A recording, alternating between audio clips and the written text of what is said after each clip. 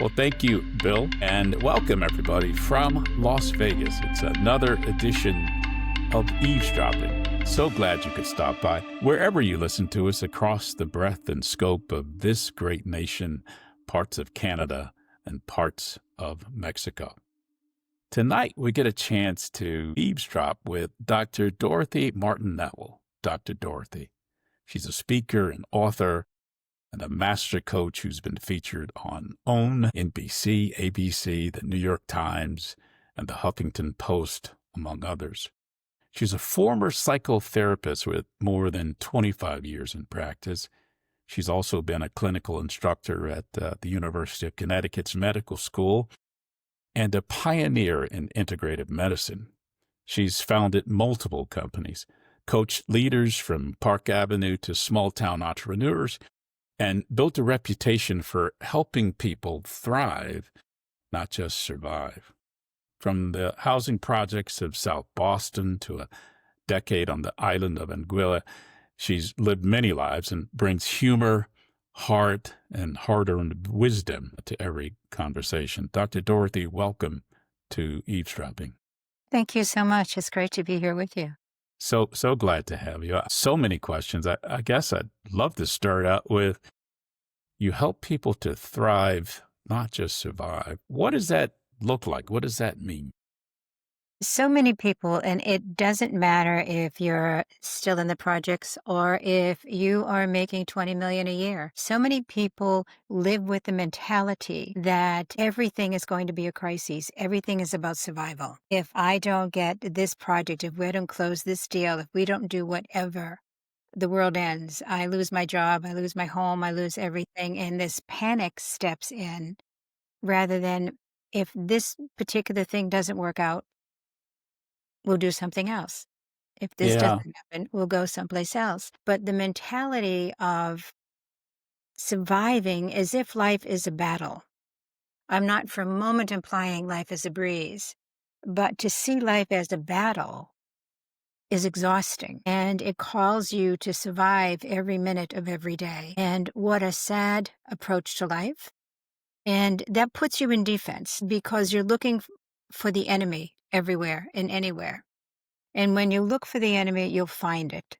Whether it exists or not, you'll find it. Somebody walks by you without noticing you, and they could be a danger. Maybe they're just so caught up in their own world and their own fears, they didn't even see you. And they aren't a danger at all. And so when we can step back and see life as a gift that we've been given, and see every day as an opportunity for more miracles to happen and more opportunities to show up. Amazingly, we start to see opportunities and we start to see miracles. And so my work is to support folks, again, whether they are at the beginning business level, because I tend to work with business folks, at the beginning business level, or they're making 40, 50 million a year, to step away from the belief that we have to be so intense, so focused on success, on making everything work in order to be okay. Where does that come from? Where do we get that? Well, I think, especially in the West, having lived in a small island where we had 6,000 people a few years after they got electricity, seeing that there are many different ways to look at life. But here in the West, especially in the United States, everything is about productivity. It's about productivity. It's about success. Success proves my worth. Success proves my validity.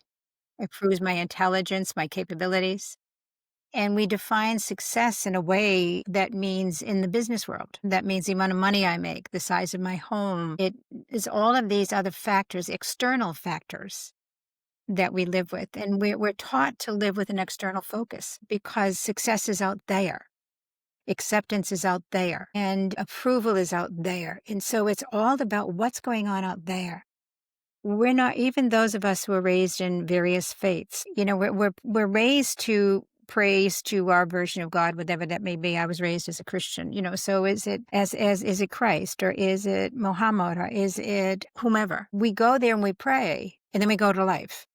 Yeah. It's like prayer is over here in this box, and then life is over here in this box. So the Joneses are still out there. Yeah. So what if we weren't focusing solely out there? What if we spent time, and I actually just wrote an article on this morning. What if we spent time sitting back? Where am I in living my value systems? Where am I in acknowledging what my value systems are? Are they really what I was raised with? Or have they changed or adapted or grown since I was little? And if I can identify my values, I have the time to sit back every single day, whether that's in mindfulness or meditation or reflection, whatever it is for you, and catch up with who you are. Catch up with Yeah. where you are in your life. Then you're walking into the world with a solid sense of you. So as you go about your business, whatever that may be, you are the greatest gift you bring to every interaction you have. It isn't your education. It isn't your experiences. You are the greatest gift because there are many with your education. There are many with your experiences. But there's only one way to present it as you do. Yeah. When did you decide that this was your calling? When did you decide that this was something that you wanted to help other people with? I realized, having grown up in an orphanage, then being adopted and raised in the projects, I grew up in a very violent home and in a very violent area, where it's safer to walk down the middle of the street than risk going on some gang's corner because they own the corner. So you know where to walk, you know where to go. And I began to see that so many of these people who were so desperate to prove how tough they were really in fear. And so many of the women sitting on the stoops with their bruises and all of the things that took place overnight in their homes And where is this? in South Boston, in Massachusetts, that so many of these women sitting on the stoops had so many bruises emotionally and physically from their marriages, and realizing we don't need, even at 6, knew this wasn't the way it was supposed to be. I didn't know any other reality, but I knew this wasn't, just something in me knew this wasn't the way it was supposed to be. And I knew that at some point I wanted to help people reach for more. I had no idea what social worker was. I had no idea they go to college. I'd never known a girl who'd ever gone to college. I hardly knew any boys that ever went to college. But I knew that I wanted to support people in some way, recognizing there's so much more to life than just proving how tough they are or surviving a situation that was destroying them. Yeah. So you realized it, I guess, at a very young age, but then that took you on a journey It of, sure did. well, tell us a little bit about that. Well, when in my world, if you make it to high school graduation, and there's a number that didn't, but if you make it to high school graduation, you usually graduate in May and you get married in June. And I was ready. You marry your own kind, as my dad said, and I was going to marry Michael Daniel Flaherty because we used to go parking and have a really good time. And I thought, I'll be married and there'll be no more sin. This is going to be a really good time for me. At 17, I just was so wise. And that was great. I just also wanted something more. And I didn't know what that more was, but I wanted something more than just living in a tenement or in the projects and having 10 or 20 kids, which was not unusual. I wanted something more in addition to that. But I realized there couldn't be an addition to. And I tried to go to college and I couldn't. I tried to go to nursing school and I couldn't. I discovered that although my grades were great, I went to an unaccredited inner city high school. And so no nursing school in the country could accept me because my academics wasn't acceptable to the States. And I then found out that a group of Catholic nuns did social work. And I thought that's what I wanted to do was social work, which most of my friends thought was quite hysterical because I spent a lot of time in detention when I was in high school. So they thought there's no way in Hades this girl is going to make it in the convent. But I thought that's what I want. That's how to have an impact. You became a nun to So I do became this. a Catholic nun. I was Sister James Marie in a long black habit. You can see all those pictures on my website. I became a Catholic nun. I was Sister James Marie. And when I was in there with this long black habit, Mother Superior said, Sister, I'm sending you to college. And I said, Mother, they won't let me in. And she said, you will go where I tell you. You have a vow of obedience. And I thought, damn, if you can get me in, I'm going. That's a great deal. And once you have college behind you, nobody cares where you went to high school. And so it was later when I became me again, my name, Dorothy Martin again, that I then could go back and do what I wanted to do. But I went back to Southie and checked out all my friends who some were dead, some were still in the projects on welfare, some were in prison, and some others were just gone. They just disappeared in different ways. And realized I Going to the don't convent saved I you. it did. It very much saved me. My brothers and sisters will laugh and tell you I probably would have been living somewhere with odd named children of sunshine and moonshine aglow or something. But yeah, I made it out. I made it. And so what ended up happening was I decided then I wanted to see the world. So I moved to Manhattan, became an international airline stewardess and traveled the world over 1,000,000 miles, seeing many, many different countries, many different cultures, and realized how individuated I had become, how separate a human being I had become. Whereas I wasn't part of the gang, I wasn't part of, I was me, which was a unique experience. And eventually got married and was divorced after 15 years with a kindergarten and a fourth grader. And I needed to support us. So I got my master's in therapy and I was blessed. I learned that the only way people know you exist is if you speak. So I became a speaker and I spoke. And within 3 months, I had 42 patients a week I was seeing with a 6-month waiting list that lasted over 25 years. And I, in the midst of all that, started my practice to support the kids and I wanted to make sure we never went back in the projects again. And we lived a very blessed life, a very, very blessed life. And so there was no fear of that. But, we're human. And even when it doesn't make sense, the fear can still show up. If I lose these patients, I don't have any money, I don't have any income, we'll be back in the projects. Which made no sense. My girlfriend said, "So you do one more speaking engagement, Swifty, and you just get more patients and life goes on. It's gonna be okay." And so you realize old fears, they can show up, but what happens is they lose the power to control us. Well, I want to make sure that we get into exactly what you do and how you do it. But I have to say, I I I have to ask, what would surprise most people about being a nun or a flight attendant? Oh, goodness. Being a nun teaches you to connect with the essence of who you are, who you truly are. Living a life of silence, living a life of prayer calls you to recognize the essence of your own being or the essence of your own soul, whatever your faith system is, it doesn't matter. To realize your essence, to realize your soul, to realize the existential truth that's you versus anybody else. So you get to see all of your strengths, you get to see your fears, your vulnerabilities, your defenses, the wounds, and you learn so much more about who you truly are. So that those of us who've left, who really were reflective, left with a gift we never ever probably would have gotten anyplace else. All right. I was an airline stewardess back in a very different time. I was an airline stewardess back in the day before Victoria's Secret. We were the Victoria's Secret models. We were the folks that we'd be on a flight and somebody in first class would say, "There's a party at the British Embassy tonight. Would you like to go?" I did not bring any clothes appropriate for the British Embassy. That never would have crossed my mind when I left my apartment in the city. "I'll buy you clothes, I'll buy you shoes. Don't worry about it. I'll get it all done." And they did. And we would go to the most amazing parties and go to casinos where a date would give you $1,000 chip while he went and did some business or things. And then you go out to the most exquisite dinners. And it was a very different lifestyle for airline stewardesses back then. It was like Moses in the Red Sea. We'd walk in the airport and everybody would separate. And so the crew would be walking in, and the stewardesses were all dressed up and we'd give out these little wings to the children. And it I'm was a going to guess this was different. Pan Am.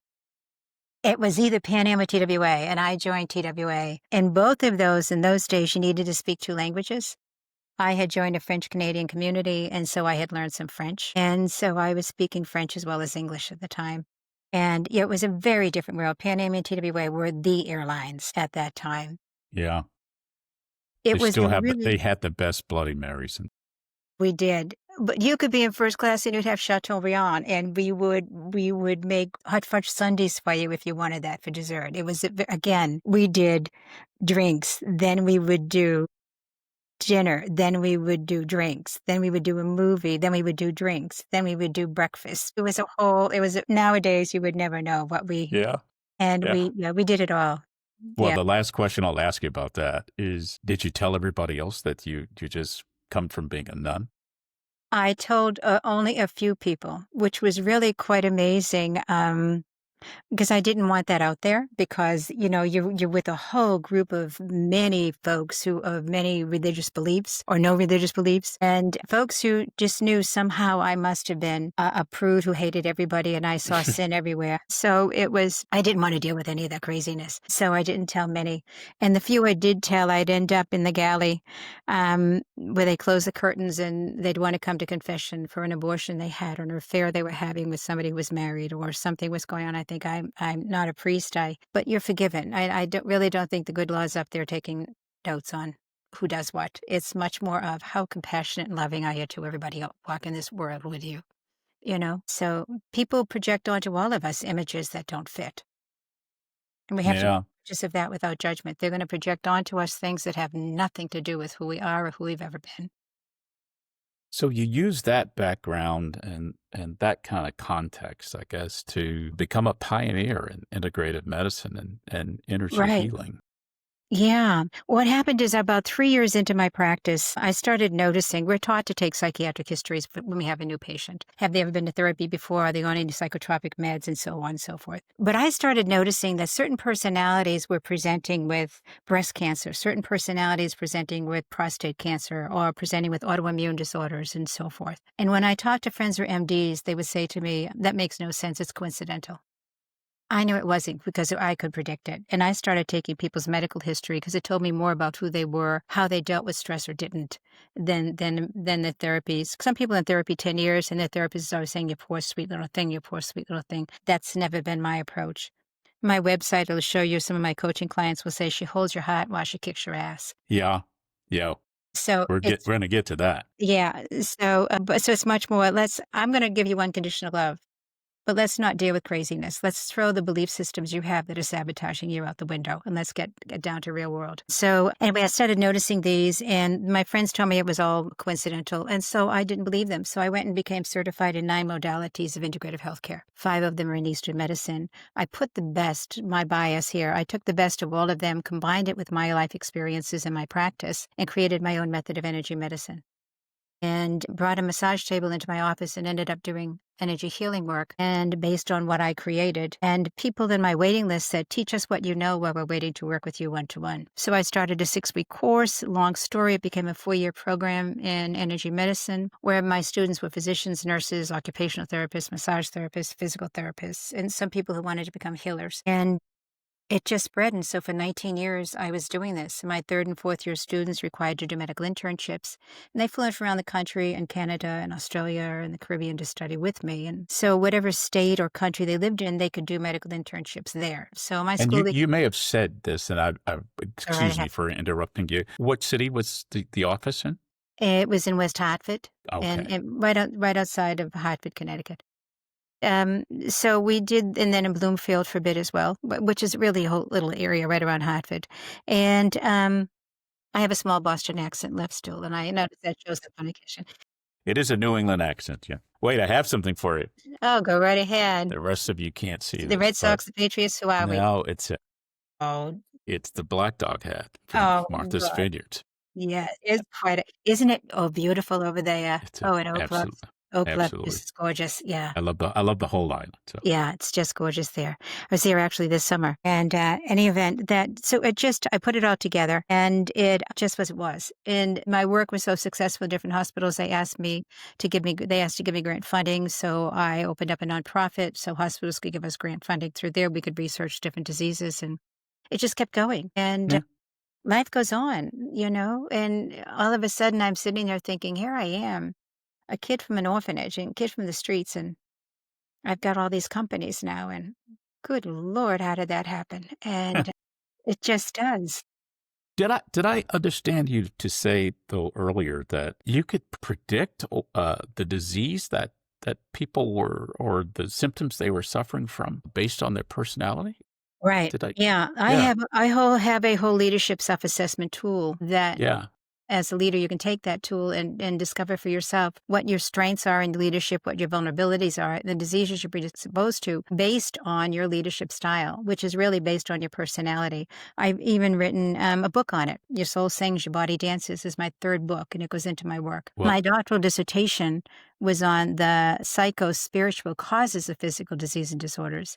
And the last two chapters of that book look at fibromyalgia because I just took one NIH. I received grant funding from NIH to do work on for my dissertation, and I worked with fibromyalgia patients. What's the emotional state of fibromyalgia patients? What is their spiritual beliefs? And they're told it's a chronic debilitating disorder that will have them in a wheelchair. I created an 8-week protocol. And after 8 weeks, 87.5% of the people in my treatment group no longer had fibro symptoms.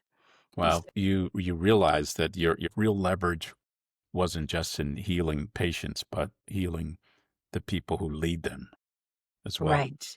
Yeah. Yeah. And what clicked for you in that realization? I mean, how did you? What clicked for me is the realization that once I closed my school, because our culture had changed when I moved back here from the islands, for every physician or PT or OT or whomever I taught, every lawyer I taught, whatever I taught, my work was going to impact the thousands of people they would be working with over the course of their career. And so when I came back and I realized with a different culture, the school didn't fit me, who I had become any longer. So I closed the school, the nonprofit, and my practice, and decided to move into coaching. Now, if I'm going to, coaching didn't exist when I left the country. That was other than in sports. That was, Something else you kind of invented too. yeah. Yeah. So I decided, okay, then I'm going to do coaching. I'm going to do coaching. And if I'm going to do it, why not work with those who have the most impact? Because all of these medical practitioners and these healers I worked with had already had high population they were going to impact with my work. Why not work with leaders? And if I work with leaders and I can support him or her remembering who they were, because that gets lost a great deal in highly successful people. If I can support them, I can change the culture of their company and their family. And their children have an opportunity to become leaders in and of themselves. So I can impact 2 generations of leaders by impacting one, and perhaps impacting hundreds or thousands of people, depending on the size of the organization this person has underneath them. So why not have the greatest impact and influence with the least amount of effort? Yeah. And To that to leverage me that. was the way to do it. Yeah, to leverage Yeah. that. So who are your clients today? My clients today, my primary focus are those who are extremely well successful because they have worked so hard as I've seen them. They have worked so hard on being successful and being focused out there that they are back into survival mode. And I mean that in the sense, yes, many have private jets, they have all of these things, but life is an intense struggle. It's an intense push. And when I ask about passion, about vibrancy, about joy. He died years ago. Well, where did you lose him? Back there. At what point? I don't know. I don't remember. And if we stop and think about it, when I became director, when I became VP, when I became something, it's like that man or woman who had the excitement, the passion, the creativity, the excitement about what's possible, that person started to disappear when they got buried under responsibility, when they get buried under demands, when they got buried under so many other factors. And now they're leading and they've got those skill sets down, but they've lost how to be them. And they also need a confidant. I realize they have nobody they can speak to. Is this more endemic to men or women? Men and women in different ways. I work with men differently than I work with women because women deal with success differently than men do. I mean, there's many similarities, but there's also many differences.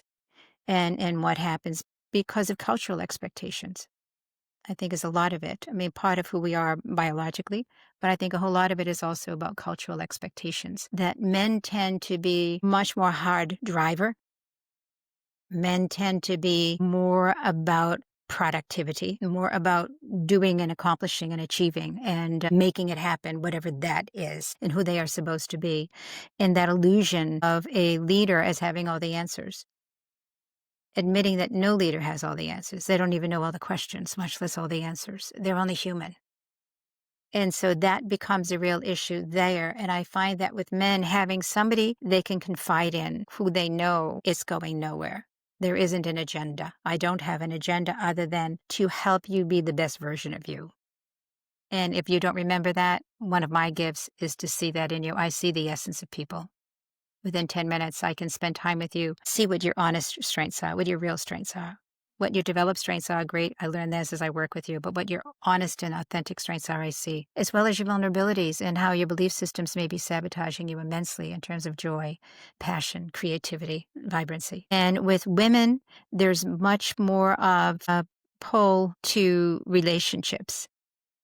And they're taught not to think in terms of relationships in order to succeed and to be more transactional, to be, you need relationships and networking to get ahead, but all of that seems to be more transactional than intimate. And so there's a great big difference in that. And some of the women I've worked with will come in and everybody else is an idiot. And I say, if the whole office is an idiot, there's one common denominator. So could we start with that?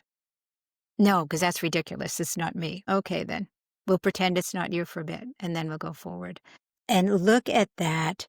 But I think both want honesty, both want directness, both want to know that I see what I see and that I will present it to them. Because there are very few people who are absolutely honest with somebody at the top.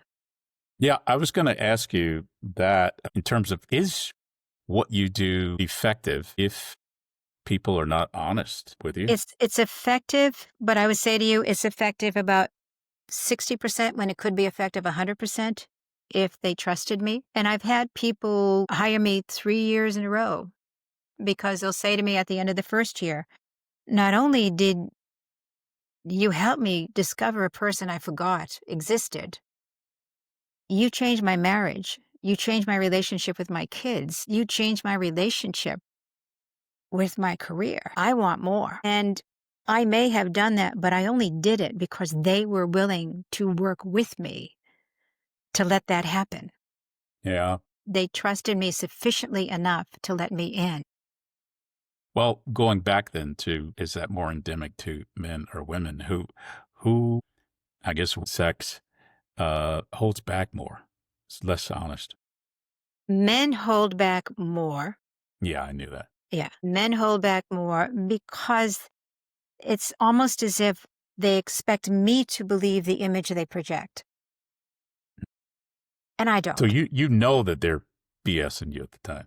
Yeah. But see, I call out and I'll say, you're not paying me really good money to kiss your ass. You're paying me good money because you were ready and you saw something in me or something in my Facebook page or my LinkedIn page or my website or whatever it may be. You saw something somewhere that said, damn, that she could probably do it. And whatever it was that you saw, that higher self, if you will, that higher self, if you saw that in me, and your lower self is saying, there ain't a chance in Hades that chick is going to get in here, and the battle isn't really with me, it's with you. It's your own battle with yourself of, can I trust her? No, I can't. Can I really let down? Or did you know who I am? Yeah, greatly impressed. Big deal. That's where you went. I'm really glad for you that you exceeded where you wanted to succeed. But I'm also aware that there are other parts of you that haven't had a chance to really fly yet. I feel like you're diagnosing me. Guest is Dr. Dorothy. You can reach her at askdrdorothy.com. Doctor, do you come across burnout a lot? A lot. A lot. Yeah. And what I actually, that was the letter I did, the article I did this morning, was about burnout. And I've been speaking a great deal lately about the cost of success. The cost of success is really high. And burnout is usually not recognized. Burnout is put on others. It isn't, but there is burnout because I've been doing the same darn thing for the past 30 years. I'm burnt, but I've got another 10 years to go, or another 15 years to go, another 5 years to go, whatever it may be. And okay, but what if you didn't? What if you didn't? And I never suggest somebody quit. That's not what I do. I don't tell anybody what to do. But my thought is, just take a moment.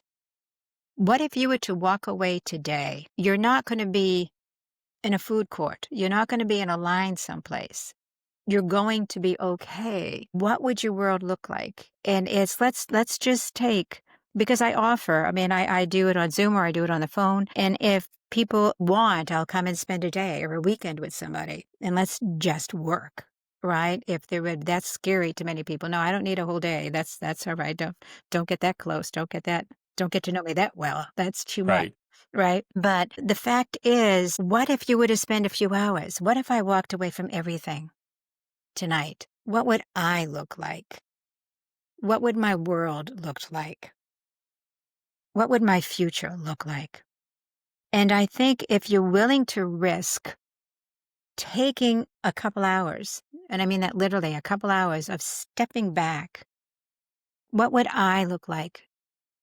My life would look like, and my future look like if I walked away from all of this today? Normally, terror shows up because Yeah. who am I if I'm not this? I would hope that we could reach a place that what showed up would be joy and excitement. Do the patients understand that they're in burnout, or is that mainly something you see and It's let them frequently know about? something I see. They'll say I'm exhausted. They'll say I'm tired of the game. They'll say I've been doing this forever. Are you burnt out? No, no, I'm not burnt out. That's no, I don't get. Do you know who I am? I don't get burnt out. You know, Yeah. but no, you're burnt out. You're burnt out. And but again, we put so much meaning on words that don't need to be there. Just pick the word manipulation. If I say this person is manipulating, they can be manipulating with a nefarious agenda. They can be Yeah. manipulating with something that they're going to hurt you in some way, steal from you, do whatever. But parent manipulates. Let's get ready for bed and I read you that story. Whoa, yeah. And they go and they run. That's manipulating. This child is going to go brush their teeth. You're going to help them brush their teeth and get in their PJs so that you can read a story. That's manipulation, but with a marvelous agenda, right? Or you can use it. But so the word itself is neutral, but we put on it a negative. Right. Right? Right. And the same thing with burnout. Oh no, if I'm not burnt out, that means I'm weak. That means I'm not strong enough to do my job. That means I've lost it. Whatever it is, I've lost it. No, it doesn't. So somebody's not going to own that if they perceive that to be something that states their limit. Are there people that are so far gone that you can't help them in terms of depression or I don't believe burnout? that. No, I don't believe. Yeah. I'm a born optimist. I'm a born optimist. I believe there are people who would rather spend the first 6 months fighting me than working with me. And I'll continue to say, "Tell me again why you spent all this money to hire me. Because Why? it is a lot of money. It is a lot of money. Why did you spend all of that to work with me so that you could stand still?" There's some pot in there. There is some cell or a few thousand cells that are saying, "Get me out of here." Could I speak to that guy? Could I speak to that person who's ready to get out of here? That is ready to say, "There's got to be something different. There's got to be something else." Not necessarily something more, but just something that has room for that passion, that vibrancy, that creativity. Because creativity doesn't show up in survival. That's where logic comes in. Creativity comes in joy, it comes in freedom. And we're not free when we're trapped under responsibility and burden and obligation. You could really be characterized as a turnaround specialist. Thank you for that. Yeah. Yeah. Well, I so appreciate you stopping by and allowing us to eavesdrop with you. It's been fascinating. I hope you'll come back because I'd like to talk a little bit more about the assessments that you do. And maybe you can tell our listeners how they can go to your website and maybe take the assessment tool that you have there. If they go to my website, askdrdorothy.com, they will, and there's even Meet Dr. Dorothy, and they can go to either of those, and there will be a link to the Leadership Self-Assessment Tool. They can take it, and they'll get an immediate response once they've taken it. It takes about 15 minutes. And then they'll get a total of 3 emails, each one giving them more information about their leadership style and what some of the implications are of that. If they want to know further, just give me a call. I'm willing to spend 15, 20 minutes with anybody to talk further, to see about that style and go over it with them and look at their medical history and what they're prone to. And it's not genetics. It's not genetics. We know already that your both parents could have diabetes and they have 5 kids. 2 of those kids are gonna have diabetes, the other 3 won't, or vice versa. And what's the variable? Why did 3 of them get it? No, 2 of them get it and the others didn't. If you look at the home of the kids who got diabetes, they may decorate the same as their parents. They have the same belief system as their parents. They have the same social outlook as their parents. Go to the kids that didn't develop diabetes, and I don't care if the kids are in their 60s or in their 30s. Go to the kids who didn't develop diabetes, and you're gonna find a very different belief system, a very different lifestyle, a very different approach to life, and a completely different outlook on what the world is all about.